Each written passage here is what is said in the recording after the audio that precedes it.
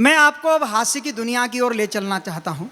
मैं उस कवि को बुलाना चाहता हूँ जो इस मंच पर सबसे सीधा है, इतना सीधा, इतना भोला है कि आज तक अपनी पत्नी से भी कभी ऊंची आवाज में इसने बात नहीं की। इतना सीधा, एक बार नासिक के मेले में कवि सम्मेलन था, मैं संचालन कर रहा था और ये अमित शुक्ला पहले कवि के रूप में खड़ा हो गया उद्घाटन करने के लिए। इधर इसने कविता पढ़ना शुरू किया, उधर से पशुओं का मेला था, उधर से गधे ने बोलना शुरू कर दिया। मैंने माइक से चिल्लाकर कहा, ओ गधे वाले, अपने गधे को चुप करा। उधर से वो बोला, पहले तू अपने को चुप करा। तो ऐसी हास्य कहीं से भी पैदा हो जाता है भाई साहब। मैं ये चाहता हूं कि अब इस मंच को हंसी और ठाके में बदलूं। जो पुलिस वाले पीछे खड़े हैं उनसे भी मेरा निवेदन है कि वो भी यथास्थान अच्छा सा जगह देखकर बैठ जाएं। हमारे ग्वालियर की पुलिस बहुत अच्छी है भाई साहब, और आपके उत्तर प्रदेश से तो बहुत अच्छी है वेदव्रत वाजपेयी जी भाई साहब। हमारे यहाँ की पुलिस इतनी अच्छी है भाई साहब, जो भी दो चुपचाप रख लेती है। और जो पुलिस किसी की नहीं सुनती भाई साहब, कविता सुन रही है, लेकिन आश्चर्य की बात यह है कि बिना कुछ लिए दिए सुन रही है। तो एक बार जोरदार तालियों से आदेशित करें भाई अमित शुक्ला। कह रहे थे कि पत्नी से ऊंची आवाज में बात नहीं कर पाता। इनको क्या लगता है श्रीवास्तव जी की रविंद्र रवि जी वीर रस की कविता सुना रहे थे, तो क्या ये पत्नी से ऊंची आवाज में बात कर पाते होंगे? तालियां जरा एक बार जोरदार बजा दीजिए। मजाक नहीं कर रहा हूं मैं। आज पूरा बजट का भाषण मैंने सुना है, पूरा बजट का भाषण मैंने सुना है। उसमें वित्त मंत्री जी ने ये बिल्कुल नहीं कहा कि ताली बजाने पर कोई टैक्स लगेगा। तो बजा करके बताइए एक बार, एक जगह बढ़िया सा जगह देख करके आप भी बैठ जाओ। हाँ हाँ, नहीं नहीं बैठो। इसी तरह रात में घर में घुसते हो, आनंद में रहिए, कोई दिक्कत नहीं। वो दीदी आई कह रही थी कि मेरा डेब्यू मैच है, उसके बाद सीधे संसद तक पहुंच गई पहले ही मैच में। आप आराम से चलिए। दहेज प्रथा की बात चल रही थी। दहेज प्रथा दीदी समाज की बहुत खराब व्यवस्था है।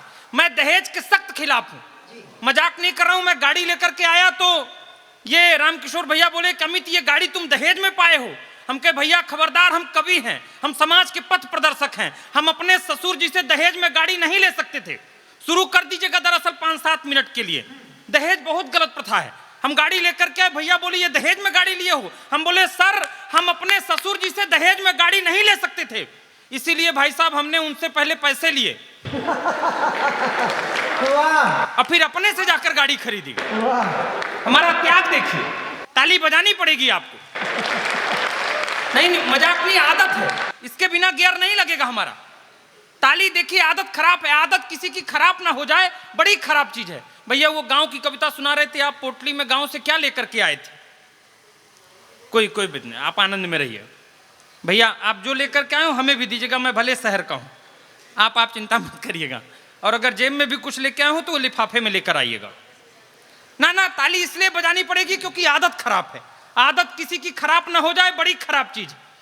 हमारे मोहल्ले में बस कंडक्टर की शादी हुई, आदत खराब थी। बस कंडक्टर की शादी हुई तो जब जयमाले में पहुंचा तो दुल्हन से बोला थोड़ा और खसको, अभी 2 सवारी की जगह और खाली। तो आनंद में रहिए भैया। आप लोग जो जितने मगन से पॉपकॉर्न खा रहे हैं, आप खाते खाते आनंद लीजिएगा। हमारी दिक्कत यह है कि हम जाति से ब्राह्मण हैं और हम किसी को दूसरे को खाता पीता नहीं देख सकते। मजाक नहीं कर रहे हैं। इसमें हंसने वाली बात नहीं है। ये रविंद्र भैया हमको निमंत्रण में ले गए थे, शुरू करिएगा। निमंत्रण में ले गए थे, अब देख करके भैया को याद आ गया। निमंत्रण में ले गए थे तो वो खीर परोसने वाला जरा जल्दी में था, हमारी थाली में खीर डाले बिना आगे बढ़ गया। अब मैं देश में इधर उधर जाने वाला इतना बड़ा कवि कैसे महेश जी निर्जरता से मांग लेता कि हमारी थाली में खीर डाल दीजिए? नहीं मांग पाया। लेकिन ब्राह्मण की आत्मा करा उठी, अंदर से गुस्से से आवाज आई। हम बोले भगवान करे अभी यहीं पे बिजली गिर जाए। तो ये रविंद्र भैया नाराज हो गए, बोले अमित भाई अगर बिजली गिरेगी तो क्या तुम बच जाओगे? शुरू करना। बोले अमित भाई अगर बिजली गिरेगी तो क्या तुम बच जाओगे? हम बोले भैया जब हम खीर से बच गए तो क्या बिजली से नहीं बच जाएंगे? 4 पंक्तियां मैं प्रारंभ करता हूं। बेटी बैठ जाओ थोड़ी देर। ये हेलमेट लगा करके इतना प्यारा बच्ची बैठी है। सच में बच्चे आ जाते हैं तो खतरनाक लगता है। मैं मजाक नहीं, परसों नरसों BHL भोपाल में था तो जैसे मैं खड़ा हुआ पढ़ने तो एक बच्चा रोया भाभी की गोद में। बच्चों से बहुत डर लगता है। भाभी की गोद में बच्चा रोया तो हम डिस्टर्ब हुए। हम कहे भाभी इसको चुप करा लीजिए, पूछिए ये क्यों रो रहा है, बच्चे को चुप कराइए, पूछिए क्यों रो रहा है। तो थोड़ी देर बाद गुस्सा के भाभी खड़ी हुई, बोली हमारा बच्चा भी यही बोल रहा है कि ये जो माइक में बोल रहा है इसको चुप करा लीजिए। तो आप आनंद में रहिए। बहुत बुजुर्ग और ये सब बता रहे थे कि मैं 4 पंक्तियां प्रारंभ करता हूं यहीं से। ये इन पंक्तियों में सचमुच जो युवा हो वार्ड नंबर 18 के मेरे उम्र के, वो मन के साथ साथ दीजिएगा। अगर कोई धोखे से बुजुर्ग बैठे हों, हालांकि जैसा बताया कि चंबल में कोई बुजुर्ग नहीं होते, तो वो दिल में पत्थर रख के सुन लीजिएगा। इन पंक्तियों को मुझे क्यों लिखना पड़ा, एक एक पंक्ति में आनंद लीजिए। हमारे देश में परम आदरणीय परम सम्मानित श्री अनूप जलोटा जी ने जब 68 साल की उम्र में दूसरी बार नया हारमोनियम खरीदा, समझ में आ रही है। तब भी मैं कुछ नहीं बोल पाया।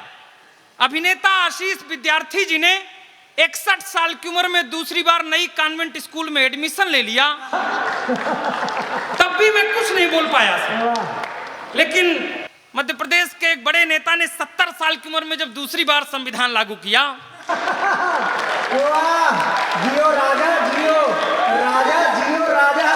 ना नाम नहीं लेना है। मैं कोई राजा प्रजा की बात नहीं कर रहा हूँ। मैं तो अमित से कह रहा हूँ, जियो। मैं आनंद में रहिए। तब इन आहत कुंवारे युवा महासंघ की तरफ से 4 पंक्तियां निवेदन करता हूं, मस्ती के साथ सुनिए, आनंद के साथ। कि लड़कों से ज्यादा ब्याह बूढ़ों के जो हो रहे हैं।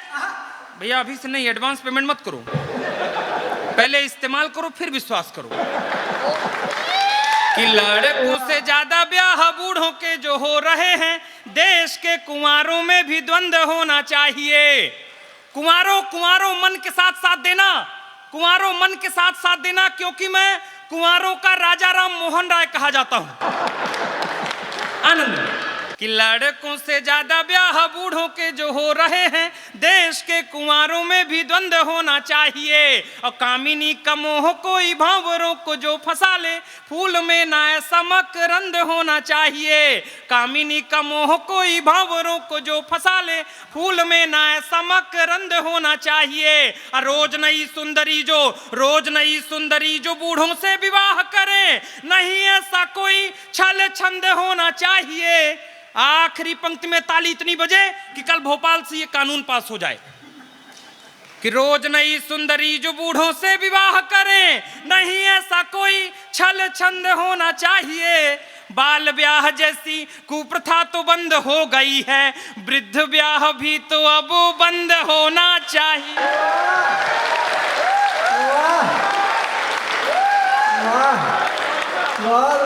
बहुत आभार।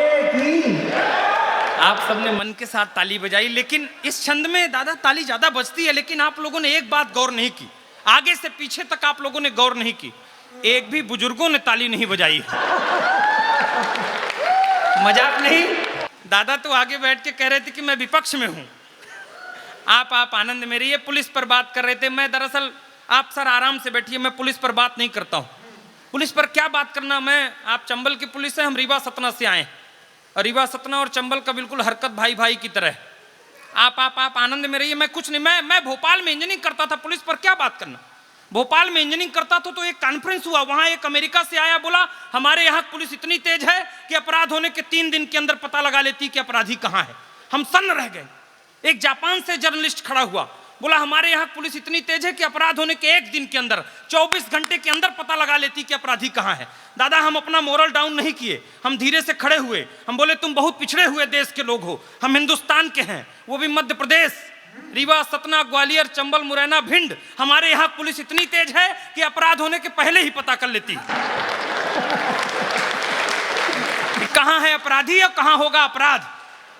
आप टेंशन न लीजिए। मैं अच्छा मजाक नहीं कर रहे सर, मुझे भी विवाह के पहले देशभक्ति करने का मन था। भैया जैसा सुना रहे थे, मैं कविता नहीं लिख पाया तो मैं क्या करता। अच्छा जो नए साथी बैठे हैं, मैं कहता हूं मजाक नहीं कर रहा हूं, इसमें हंसने वाली बात नहीं है। विवाह के पहले इसलिए कि देश बदलने की बात, समाज बदलने की बात, ये जितना जल्दी हो उसके विवाह के पहले कर डालो, क्योंकि एक बार शादी हो गई तो देश समाज तो क्या मनपसंद टीवी रिमोट चैनल नहीं बदल पाओगे। तो कर डालो जल्दी से, मजाक नहीं सर, मुझे भी देशभक्ति करने का मन था, तो मैं सोचा कि मैं क्या करूं, तो मैं आप ही की तरह वर्दी पहनना चाहता था। मैं जबलपुर ग्राउंड पहुंच गया, सामने हवलदार साहब खड़े थे, कमिश्नर साहब खड़े थे, बोले सीने में फीता लगाओ, बताओ देश के लिए क्या कर सकते हो, तभी पुलिस में भर्ती हो पाओगे। हम कहे साहब लहू का कतरा कतरा देश के नाम कर दूंगा, और क्या कर सकता हूं, तब भी खुश नहीं हुए। बोले दूसरी बार फीता लगाओ, बताओ देश के लिए क्या कर सकते हो। हम कहे साहब तन मन धन सब कुछ अर्पण कर सकता हूं, और क्या कर सकता हूं, तब भी खुश नहीं हुए। बोले अंतिम मौका दे रहा हूं, ठीक से फीता लगाओ, बताओ देश के लिए क्या कर सकते हो। हम कहे साहब हम छाती में फीता लगाए, और इस बार हमने जोर से छाती में फीता लगाया और सांस फुला के बोले, हम कहे साहब ऐसा है कि हम 3 लाख तक दे सकते हैं। तालियां कमजोर हैं आप। क्या व्यंग व्यंग इसे कहते हैं, व्यंग। 4 पंक्तियां और सुनिए मस्ती के साथ। मैंने जब वृद्ध ब्याह पर बात की, दादा मैंने वृद्ध ब्याह पर पीएचडी की है। मैंने जब वृद्ध ब्याह पर बात की तो पूरे देश में हंगामा हो गया। मैंने एक शोध किया कि जब दूसरी पारी में विवाह होता है तो नई नई हीरोइनों के साथ क्यों होता है।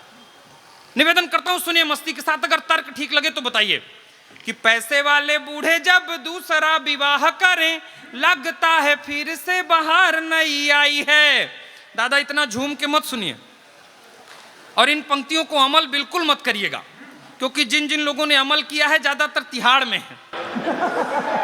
तो पैसे वाले बूढ़े जब दूसरा विवाह करें, लगता है फिर से बाहर नहीं आई है। अगोरी नई बीबी संग बूढ़ा देख लगा मानो, एक्सपायरी डेट की दवाई वो पाई है। आपको भी जानकर होश उड़ जाएंगे जो सुंदरी ने बात मुझे राज की बताई है। और राज की बात ठीक ठीक बता दूं तो फिर पीछे तक हाथ खोलेगा इस बार। कि आपको भी जानकर होश उड़ जाएंगे जो सुंदरी ने बात मुझे राज की बताई है। बैंक में है इनकम, उम्र के हैं दिन कम, इसीलिए शादी मैंने बूढ़े से रचाई है।